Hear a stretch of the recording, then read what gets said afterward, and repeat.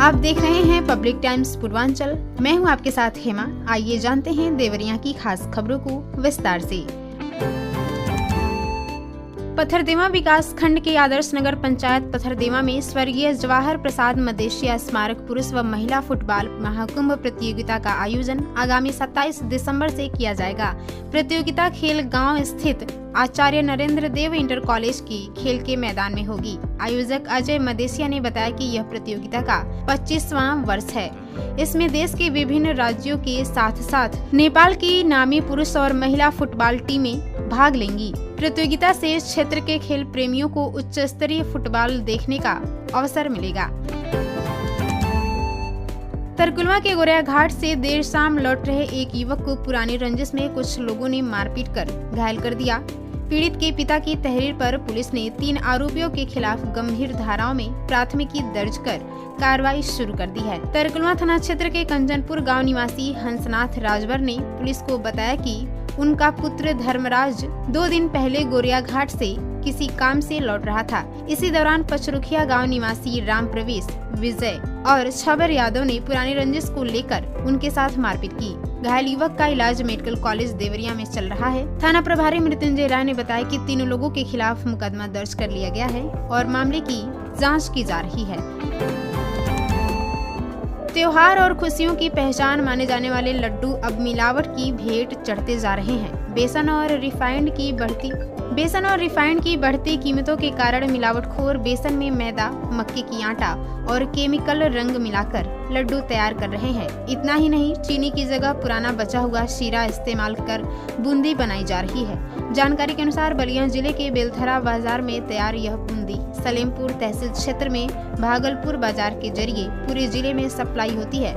इससे लड्डू बनाने की लागत मात्र 80 से 90 रुपए प्रति किलो पड़ती है, जबकि बाजार में इसे 140 से 200 रुपए प्रति किलो तक बेचा जा रहा है। मिठाई कारीगरों के अनुसार शुद्ध बेसन से बने लड्डू हल्के पीले रंग के होते हैं और उनकी लागत करीब 300 रुपए प्रति किलो आती है।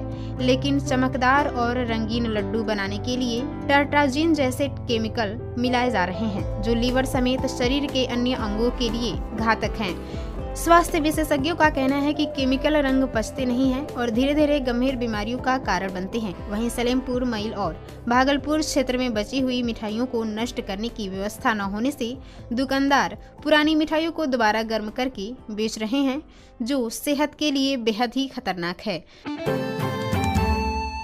सलेमपुर में घर के बाहर टहल रही एक युवती से मनबड़ युवक द्वारा अश्लील हरकत करने का मामला सामने आया है। युवती के शोर मचाने पर आसपास के लोगों ने आरोपी को पकड़ लिया और डायल 112 पर सूचना दी। मौके पर पहुंची पुलिस ने युवक को कोतवाली लेकर गई। पीड़िता ने पुलिस को तहरीर देकर कार्रवाई की मांग की है। बताया गया कि सलेमपुर कोतवाली क्षेत्र के एक गाँव की रहने वाली युवती दोपहर को घर के बाहर टहल रही थी। इसी दौरान बरहज थाना क्षेत्र का एक युवक वहां से गुजर रहा था और युवती को अकेला देख अश्लील हरकत करने लगा।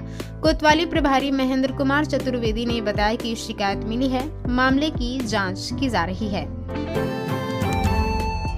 रामपुर कारखाना क्षेत्र के एक गांव की महिला ने रामपुर कारखाना के एक स्वर्ण व्यवसायी पर जबरिया संबंध बनाने और जेवर हड़पने का आरोप लगाया है। पुलिस अधीक्षक के निर्देश पर आरोपी के खिलाफ प्राथमिकी दर्ज कर ली गई है। महिला के अनुसार रामपुर कारखाना में सोने चांदी की दुकान चलाने वाला दिनेश वर्मा अक्सर उसके घर आता जाता था। आरोप है कि 3 वर्ष पहले उसने महिला का आपत्तिजनक वीडियो बना लिया और उसी के आधार पर संबंध बनाने का दबाव डालता रहा। विरोध करने पर वीडियो वायरल करने की धमकी भी दी। महिला ने यह भी बताया कि 7 महीने पहले उसने कुछ जेवर आरोपी के पास बंधक रखे थे, जिन्हें मांगने पर वापस नहीं किया गया। पुलिस ने संबंधित धाराओं में मुकदमा दर्ज कर जांच शुरू कर दी है। पुलिस अधीक्षक देवरिया के निर्देश पर चल रहे मॉर्निंग वॉक चेकिंग अभियान के दौरान थाना एकौना पुलिस ने तत्परता दिखाते हुए एक महिला की जान बचा ली। 21 दिसंबर 2025 की सुबह रघट क्षेत्र में राप्ती नदी पुल के पास एक महिला के कूदने के प्रयास करते देख पुलिस टीम ने तुरंत हस्तक्षेप किया और महिला को सुरक्षित कर लिया। महिला की पहचान 65 वर्षीय सुभावती देवी निवासी भेड़ी थाना एकौना के रूप में हुई है। उन्हें सुरक्षित थाना लाकर परिजनों को सूचना दी गई। आवश्यक औपचारिकताओं के बाद महिला को उनके पुत्र के सुपुर्द सकुशल सौंप दिया। पुलिस की त्वरित कार्रवाई से एक बड़ी अनहोनी टल गई। देवरिया जनपद के थाना भाटपरानी क्षेत्र में घरेलू विवाद का गंभीर मामला सामने आया है। स्त्री से हुए विवाद के चलते एक व्यक्ति ने अपने 3 बच्चों के साथ विषैला पदार्थ खा लिया। घटना की जानकारी मिलते ही स्थानीय पुलिस ने तत्काल मौके पर पहुंचकर सभी को इलाज के लिए नजदीकी अस्पताल भिजवाया। चिकित्सकों के अनुसार समय रहते उपचार मिलने से चारों की स्थिति फिलहाल सामान्य बताई जा रही है। पुलिस ने तत्परता दिखाते हुए परिजनों को सूचना दी और अस्पताल में आवश्यक व्यवस्थाएं सुनिश्चित कराई।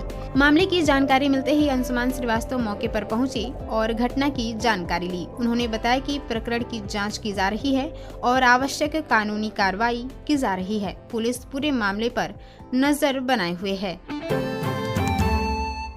देवरिया के औद्योगिक क्षेत्र में कथित धोखाधड़ी से प्लाट आवंटन करने के मामले में मुख्य आरोपित नूतन ठाकुर ने अपने अधिवक्ता के माध्यम से जनपद न्यायाधीश धनेंद्र प्रताप सिंह की अदालत में अग्रिम जमानत के लिए प्रार्थना पत्र दाखिल किया। कोर्ट ने शासकीय अधिवक्ता के अनुरोध पर केस डायरी, आरोपित का आपराधिक इतिहास और समस्त पुलिस अभिलेख तलब करते हुए अग्रिम जमानत अर्जी पर सुनवाई के लिए 23 दिसंबर की तिथि तय की है। मामले में आरोप है कि वर्ष 1999 में पति अमिताभ ठाकुर के एसपी पद रहते हुए नूतन ठाकुर ने प्लॉट आवंटित कराया था।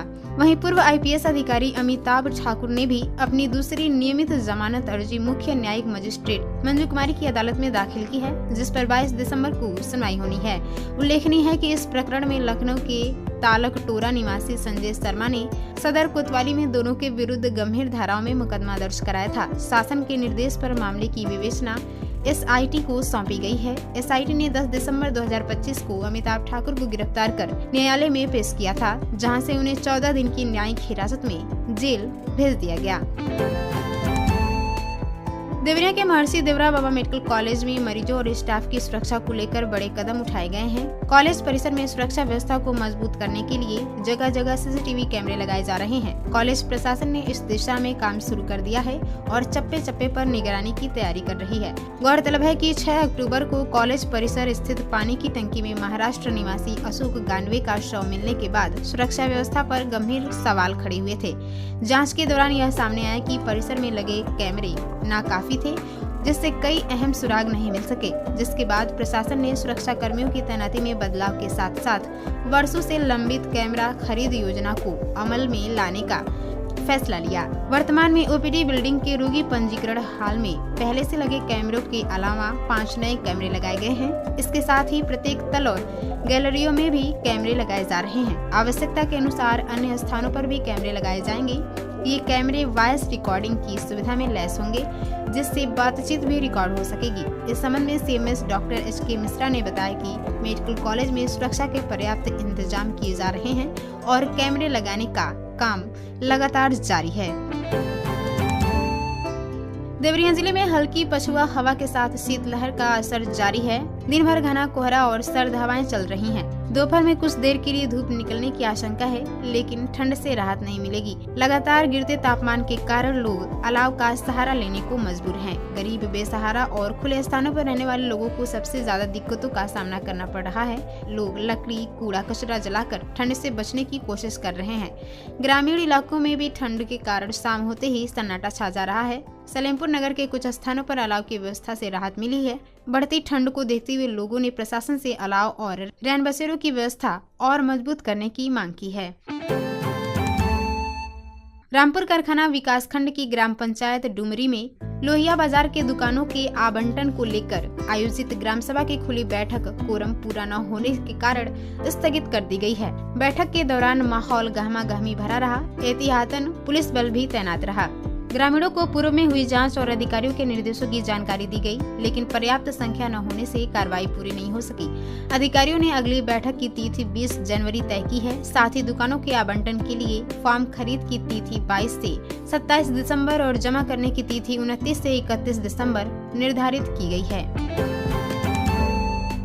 आपको बताते चले कि सेंट्रल एकेडमी देवरिया मिस्करी सलेमपुर रोड में सूर्य उत्सव कार्निवाल का भव्य आयोजन किया गया। कार्यक्रम में मकर संक्रांति पर्व को ध्यान में रखते हुए भारतीय संस्कृति, परंपरा और एकता का संदेश दिया गया। विद्यालय परिसर को उत्सव के रंग में सजाया गया, जहां विद्यार्थियों ने विविध सांस्कृतिक प्रस्तुतियों से सभी का मन मोह लिया। कार्यक्रम के मुख्य अतिथि एकेडमी के माननीय निदेशक श्री सुजय मिश्रा रहे। उनके आगमन पर पारंपरिक बैंडबाजी और गॉड ऑफ ऑनर के साथ स्वागत किया गया। कार्यक्रम की शुरुआत में मां सरस्वती की प्रतिमा पर माल्यार्पण और दीप प्रज्वलन के साथ किया गया। इसके बाद बच्चों ने नृत्य, संगीत और सांस्कृतिक कार्यक्रम प्रस्तुत किए। मुख्य अतिथि ने अपने संबोधन में कहा कि ऐसे आयोजन बच्चों के सर्वांगीण विकास के साथ साथ भारतीय संस्कृति और परंपराओं से जुड़ने का अवसर प्रदान करते हैं। उन्होंने विद्यालय परिवार की सराहना करते हुए कहा कि पढ़ाई के साथ संस्कार देना आज के समय सबसे बड़ी आवश्यकता है। कार्यक्रम के दौरान विज्ञान प्रदर्शनी का भी आयोजन किया गया, जिसमें विद्यार्थियों ने गणित विज्ञान, सामाजिक विज्ञान, इतिहास और आर्टिफिशियल इंटेलिजेंस जैसे विषयों पर आधारित मॉडल प्रस्तुत किए। प्रदर्शनी को अभिभावकों और अतिथियों ने खूब सराहा। इस अवसर पर विद्यालय की सांस्कृतिक निदेशक श्रीमती अनुराधा मिश्रा, सहायक निदेशक श्री अमन आकाश मिश्रा, श्रीमती सोनी मिश्रा, प्रधानाचार्य श्रीमती प्रतिमा मिश्रा, शिक्षक शिक्षिकाएं, अभिभावक एवं गणमान्य लोग उपस्थित रहे। कार्यक्रम का समापन उत्साह और उल्लास के साथ हुआ। नव वर्ष 2026 की आप सबको ढेर सारी शुभकामनाएं। सेंट्रल एकेडमी देवरिया के तरफ से सभी अभिभावक, प्यारे बच्चों एवं देवरिया शहर के सभी निवासियों को सेंट्रल एकेडमी परिवार के तरफ से नव वर्ष 2026 मंगलमय हो। सादर प्रणाम। दिनांक 21 दिसंबर 2025 को ग्राम भरौली, थाना भाटपा रानी, जनपद देवरिया क्षेत्र के अंतर्गत एक व्यक्ति जिसकी उम्र 35 वर्ष है, अपनी पत्नी से विवाद के चलते स्वयं व अपनी जुड़वा बेटियों जिनकी उम्र 4 साल है व एक बेटा जिसकी उम्र 1.5 वर्ष है, चारों ने मिलकर एक साथ जहर खा लिया। सूचना प्राप्त होते ही चारों को उचित इलाज हेतु पीएचसी भाटपा रानी ले जाया गया, जहां से उनको देवरिया हेतु रिफर कर दिया गया। मौके पर स्थिति सामान्य है और शांति व्यवस्था कायम है। तो ये थी देवरिया की खास खबर। आप इसे देख रहे थे पब्लिक टाइम्स पूर्वांचल पर। मैं थी आपके साथ हेमा। नमस्कार।